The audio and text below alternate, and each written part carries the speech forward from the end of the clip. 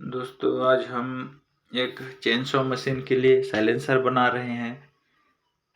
ये उतना डिटेल्स में मैं वीडियो नहीं बनाया, पर अगर आप लोग बनाएंगे तो इसे देखकर आइडिया हो जाएगा कैसा बनाना है।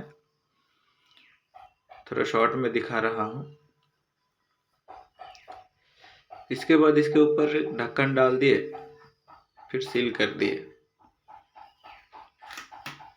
इसमें ज़्यादा साउंड नहीं आता है, एक 100 मीटर तक ही साउंड जाता है, उसके बाद और साउंड सुना नहीं देगा।